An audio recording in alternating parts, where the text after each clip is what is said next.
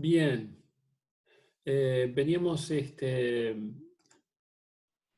conversando acerca de las enzimas, habíamos quedado en esta transparencia, que las enzimas raramente están solas, decíamos, y por lo general forman complejos multienzimáticos que catalizan reacciones secuenciales, lo cual permite que se encuentren más fácilmente las enzimas y los sustratos. Y bueno, y comentábamos de la compartimentalización de las vías metabólicas. Ahí vemos, por ejemplo, una vía que está en la membrana plasmática, otra vía que está en el citosol de la célula y así. Bien, otra cosa que quisiéramos como comentar acerca de las enzimas es que las enzimas son sensibles al ambiente. Entonces, esto permite que una enzima funcione de forma óptima o no, dependiendo de las condiciones ambientales, y esto puede ser eventualmente muy importante. Por ejemplo, la amilasa salival es una enzima que está presente en la saliva de todos nosotros y que contribuye a el metabolismo del almidón.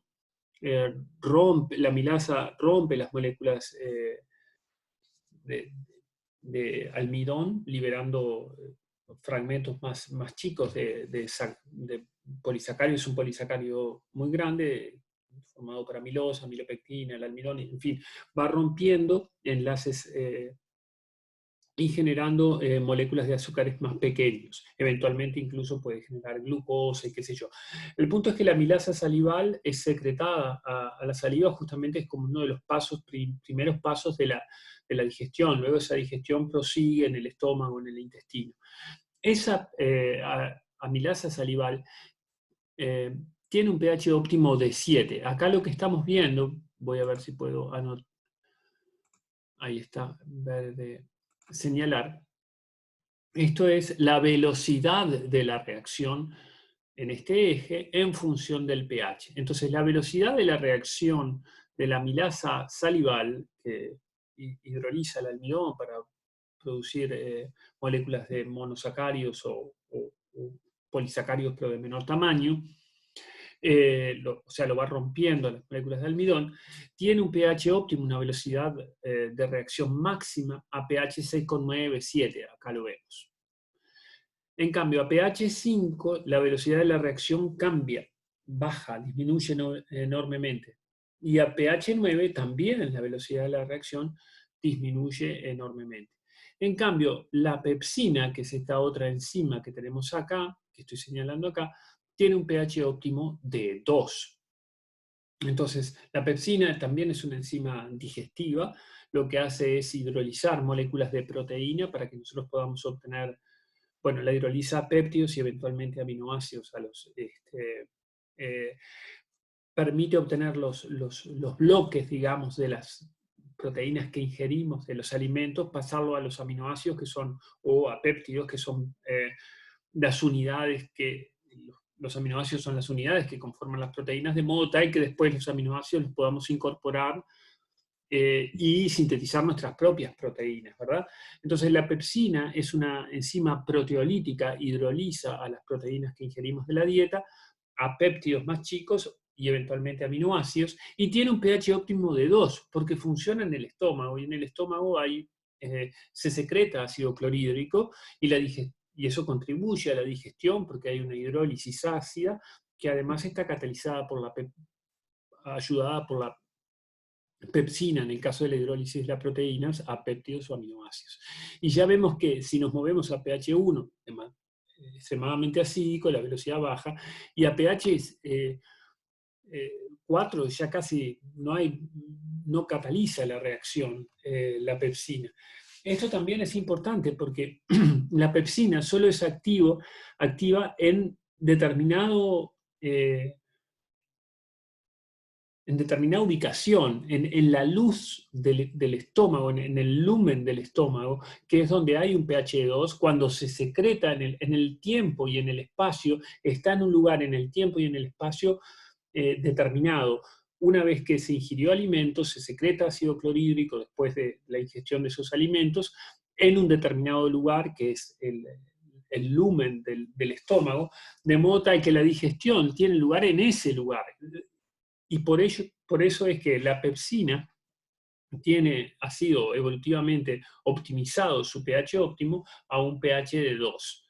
Y por fuera de ese pH, bueno, trabaja, pero no trabaja tan bien dependiendo de cuán lejos nos movamos de 2. Pero por otro lado, eso permite que, por ejemplo, la pepsina no esté activa en el interior de nuestro cuerpo y se digiera a las propias células del estómago y qué sé yo. Hay como una serie de mecanismos que permiten decir, bueno, esto tiene que funcionar en estas condiciones. En determinado momento que se secreta ácido clorhídrico a determinado lugar. Entonces, todo eso tiene que ver con una regulación que está dada por eso que venimos comentando en el titular. Las enzimas son sensibles al ambiente. Hay unas enzimas que están optimizadas para funcionar a pH 2, otras que están optimizadas para funcionar a pH 7, que es el pH más o menos típico de la saliva, otras están optimizadas para funcionar a pH alcalino, como la arginasa, que es esta que vemos aquí. Es decir, hay un pH óptimo que es lo que permite que funcione en esa ventanita de condiciones de manera óptima. Entonces, ese es un punto importante que tiene que ver con la regulación de la actividad enzimática. El ambiente, por ejemplo, a través del pH, puede regular la actividad de las enzimas. Y también en relación a la regulación y también en relación al ambiente, comentar esto, que la actividad de las enzimas está generalmente regulada y además del sitio activo, hay otros sitios que tienen las enzimas. Poseen sitios para la unión de otras moléculas que son reguladores. Esos otros sitios distintos del sitio activo, pero que regulan a la actividad de la enzima, se denominan sitios alostéricos. Alostérico es una palabra que viene del griego. Steric tiene que ver con lugar, alo, otro. Es otro lugar distinto, definido como distinto del sitio activo. Digamos, hay un sitio principal que es el sitio activo, donde el sustrato es convertido a producto, y hay un sitio alostérico donde, que tiene especificidad por esta molécula que vemos aquí en verde, el regulador alostérico. Entonces, los reguladores alostéricos justamente pueden inhibir a una enzima o pueden activarla. En este caso, este regulador alostérico es un inhibidor de la enzima, que en alguna medida, como ven ustedes, cuando está en presencia de este regulador alostérico, le cierra la boca, le cierra el sitio activo a la enzima. Entonces, la enzima ya no puede procesar el sustrato a producto. Cuando la concentración del regulador alostérico es muy alta, la mayoría de las enzimas va a estar con la boca cerrada, por así decirlo. Va a estar con el sitio activo cerrado y no va a poder procesar el sustrato a producto. Y esa es una manera de regularse de forma automática. Si sube la concentración de regulador alostérico, bueno, más enzima va a estar inactiva. Si baja la concentración de regulador alostérico por determinadas condiciones, ¿no? Evidentemente, bueno, mayor cantidad de enzima va a estar activa. Entonces acá hay una cosa también que es importante de comentar, que el sitio activo de la enzima es una pequeña porción de toda la proteína. ¿Para qué sirve todo el resto de la proteína? Es una pregunta perfectamente válida que se podrían hacer ustedes. Entonces, una de las razones importantes para las que sirve es para estos sitios regulatorios, que permiten controlar la actividad de la enzima, que es una de las características fundamentales que habíamos visto como catalizadores que tienen esa capacidad de ser reguladas. Y esa capacidad es sumamente importante.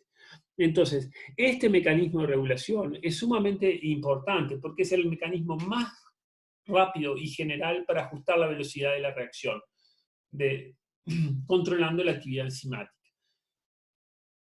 Y en general es el mecanismo más importante de control que permite cambiar su actividad en respuesta a otras moléculas con las que la enzima se encuentra en ese medio ambiente. Ya vamos a volver sobre esto para integrarlo de repente a una vía metabólica y ver exactamente cómo es este control por reguladores alostéricos. Pero en principio un regulador alostérico es una molécula que se une a un sitio alostérico, que es un sitio de la enzima diferente del sitio activo, que es el que convierte el sustrato en producto. Y esa unión, el sitio alostérico, en alguna medida se transmite, se comunica con el sitio activo y tiene una consecuencia. En este caso, la consecuencia es que la enzima deje de funcionar, deje de catalizar. Un regulador alostérico también podría activar una enzima. Eso también podría pasar. Entonces, hay otro sitio distante, diferente del sitio alostérico, pero que en alguna medida se comunica, ¿sí? Como piensen, no sé, de repente podrían pensar en un dominó, que uno toca una ficha, en un dominó, bueno, no me está saliendo clara la analogía, pero que si uno tira una ficha de una serie de fichitas, bueno, al final esa caída de todas las fichas de esa especie de efecto dominó podría tener efecto en otro lugar distante. ¿Por qué? Porque hay una comunicación entre la primera ficha que se cayó y la última ficha que se cae. Pero no es que la primera ficha esté necesariamente en el mismo lugar de la última ni contigua a la última, pero sí hay una comunicación a través de una serie de fichas en el medio que hace que esa información pase del sitio alostérico al sitio activo. Bueno, si estuvieran en clase verían que estoy moviendo las manos, pero bueno, como no estoy en clase, las muevo solo, acá, frente al monitor. Bien, entonces la regulación alostérica, que puede ser inhibición, como en este caso, o puede ser activación, es el mecanismo más importante de control de la actividad enzimática. Bien, ahora bien, hoy habíamos mostrado la curva en celeste como una reacción no catalizada y a la curva en rojo como la reacción catalizada.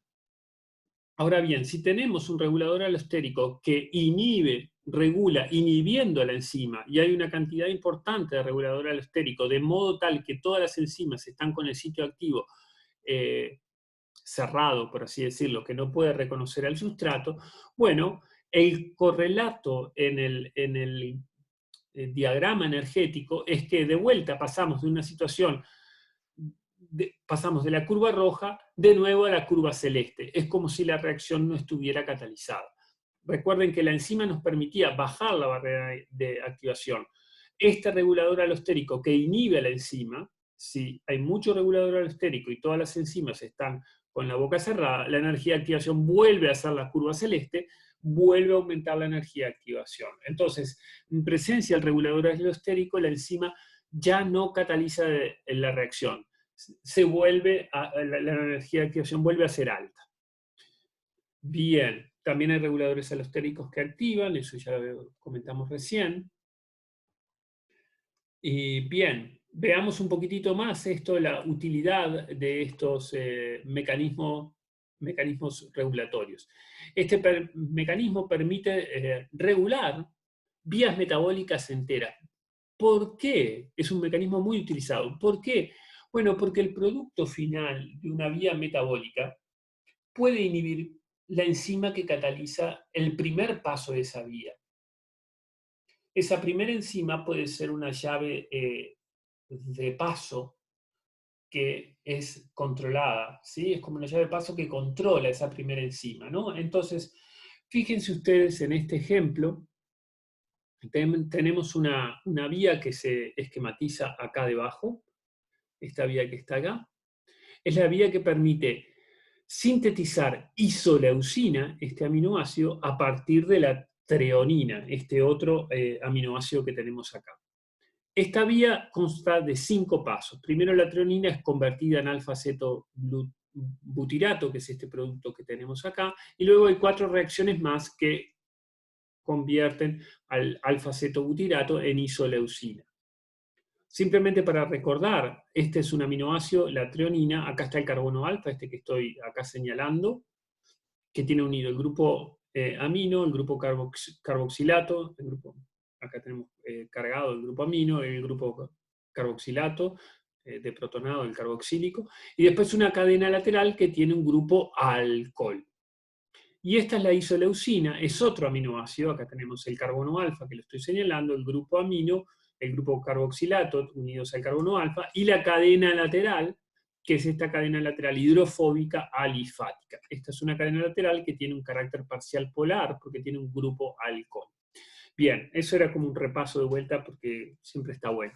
Entonces, eventualmente, si no hay isoleucina disponible, porque no tuvimos, no sé, ese día no comimos ninguna, la proteína que comimos no contenía isoleucina, bueno, la razón que fuera, hace falta isoleucina, bueno, de repente si hay bastante treonina, se puede sintetizar, el organismo puede sintetizar isoleucina a partir de treonina a través de esta vía. Entonces, cuando no hay isoleucina, esta vía funciona rápidamente, pero cuando se genera isoleucina, vuelve a aumentar la concentración de isoleucina porque esta vía estuvo activa, la propia isoleucina corta su síntesis. ¿Por qué? Bueno, cuando no había se activó. Cuando empieza a acumularse isoleucina, empieza a frenar esta vía. ¿Y cómo se hace eso? Bueno, porque la isoleucina es un inhibidor alostérico de la primer enzima de la vía. Entonces, el propio producto de la vía controla por retroalimentación negativa, se llama ese mecanismo, a la velocidad a la que la vía funciona. Entonces acá ustedes tienen a la treonina, que es convertida en alfa-acetobutarato. Esa es la reacción que cataliza la primera enzima de la vía. Y esta es la isoleucina, que es un inhibidor alostérico de la enzima, se une a otro sitio, acá está el sitio alostérico, y le cierra el sitio activo y esa enzima deja de catalizar. Entonces, el mecanismo por el cual esto se autorregula, bueno, cuando no hay isoleucina, esa vía, hay treonina y no hay isoleucina, bueno, esa vía se pone operativa, se sintetiza isoleucina. Empieza a aumentar la isoleucina y la propia isoleucina empieza a inhibir su propia síntesis, porque en la medida que está aumentando ya no se necesita más. Entonces es un control automático por retroalimentación negativa. Eso se llama feedback negativo o retroalimentación negativa, y esa primera enzima es una llave de paso. Y en general, muchas de las primeras enzimas de las vías metabólicas son controladas por regulación alostérica. Bien, continuando con esto de la regulación de las enzimas, estábamos viendo la regulación alostérica que funciona en un sitio distinto del sitio activo. Pero también hay compuestos que son estructuralmente similares al sustrato, que pueden unirse al sitio activo, no ya a un sitio alostérico, a otro sitio, sino al propio sitio activo, e inhibir competitivamente la acción de la enzima. Por ejemplo, acá tenemos esta enzima con su sitio activo, el sustrato, recuerden que era el que está en marroncito ahí, pero hay un inhibidor competitivo, que voy a ver si lo puedo señalar, un inhibidor competitivo, que es este que está acá, que tiene una forma parecida a la del sustrato, pero no es un sustrato. ¿Por qué? Porque no puede ser transformado en un producto. Entonces, el inhibidor competitivo compite por el sitio activo con el sustrato. Entonces, dependiendo de cuánto haya de sustrato o de inhibidor competitivo, habrá más o menos enzima funcionando. Eso es lo que pasa, por ejemplo, en esta reacción que observamos acá, en la cual el succinato es convertido en fumarato por la succinato deshidrogenasa, y el oxalacetato es un inhibidor competitivo de esta enzima que convierte el succinato en fumarato. Bueno, y eso también tiene una lógica metabólica que no vamos a comentarla ahora, pero sí sirve para regular el ciclo del ácido cítrico y la producción de fumarato, y si hay mucho oxalacetato, no es conveniente que se produzca fumarato, pero esos detalles no queremos como entrar en esa fineza. Pero sí comentar de que en este caso hay una inhibición que no es a través de un regulador alostérico, sino que es a través de un inhibidor competitivo que compite con el sustrato por el mismo sitio activo. Bien, otra manera de regular la actividad de las enzimas es a través de la fosforilación. Y esto, bueno, lo que ocurre, hay muchas enzimas que están reguladas por fosforilación y desfosforilación. Y lo que ocurre es que cuando una enzima en este caso, por ejemplo, que tiene una cadena lateral con un grupo alcohol, ese grupo alcohol es fosforilado por una enzima que se denomina proteína quinasa, que tiene como sustrato el ATP, se fosforila en la cadena lateral, en este caso una serina, es una cadena lateral de un aminoácido de esta proteína, de una serina, el grupo alcohol es fosforilado, se forma este fosfoéster con el fosfato, el ATP se hidroliza ADP, el fosfato pasa a la cadena polipeptídica. Y bien, el punto central acá, ¿cuál es? Es que la enzima fosforilada con un fosfato o sin un fosfato es diferente, se comporta diferente. ¿Por qué? Porque no es lo mismo tener un fosfato que no tenerlo. ¿Por qué? Porque aparecen cargas negativas que antes no estaban ahí y eso puede cambiar la actividad de la enzima o puede permitir que se una a otra molécula o que puede impedir que se una a otra molécula. Entonces, tenemos la fosforilación en este caso, que está ocurriendo por una proteína quinasa, que cambia la actividad de una enzima y, bueno, por desfosforilación puede volver al estado, desfosforilado de esa proteína. Acá tenemos una fosfatasa que lo que hace es remover el grupo fosfato y volver a la cadena lateral de la serina con su grupo alcohol.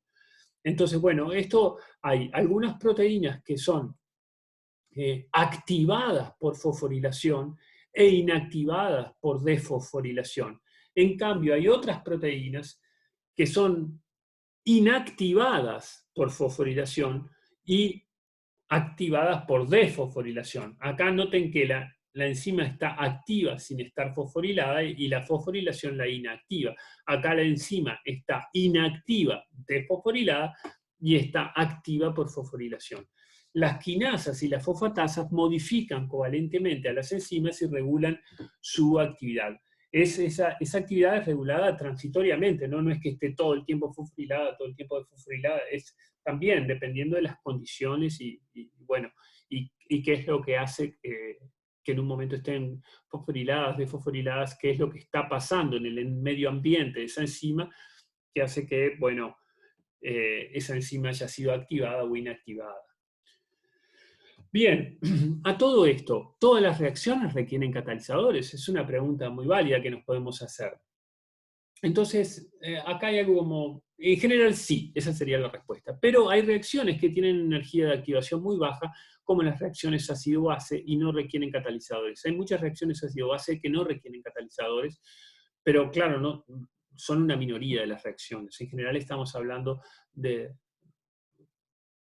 romper enlaces covalentes distintos, digamos, de los enlaces ácido-base, y se dice que estas reacciones, todas estas otras reacciones requieren catalizadores. Las reacciones que no requieren catalizadores se dicen que están bajo control termodinámico. ¿Por qué? Porque no requieren de un control cinético, de cuánto haya de enzima, de cuán activa esté esa enzima, sino que ocurren en función de la termodinámica de esas especies de la reacción. La mayoría de las reacciones, sin embargo, como decíamos, están impedidas cinéticamente debido a su barrera, a su energía de activación. Y se dice que están bajo control cinético, o sea, dependen de una enzima para que ocurra o no. El control termodinámico simplemente depende de cuánto hay, de las concentraciones de las moléculas reaccionantes. El control cinético no, es una cuestión que depende de la barrera que hay que superar, cuán alta está la barrera o cuán baja está esa barrera. Las reacciones ácido-base son las que en general son rápidas per se y que no requieren catalizador. Bien. Integrando algunos de estos conceptos sobre cómo se regulan las vías metabólicas y cómo se dirige el flujo de materia y energía a una célula de acuerdo a las disponibilidades y necesidades del momento. Entonces vamos a seguir ahora con este tema. Estábamos viendo la regulación enzimática, vimos que las enzimas son sensibles al ambiente, que hay un pH óptimo, hay una temperatura óptima también en la cual funcionan las enzimas, hay reguladores alostéricos que pueden activar a las enzimas, que las pueden inhibir, hay inhibidores competitivos que pueden bloquear el sitio activo y competir por el sustrato y bloquear el sitio activo, hay fosforilación, desfosforilación que puede activar e inactivar. Entonces, vamos a ver un poquitito esto. Voy a pasar un segundito para ver un poco lo que...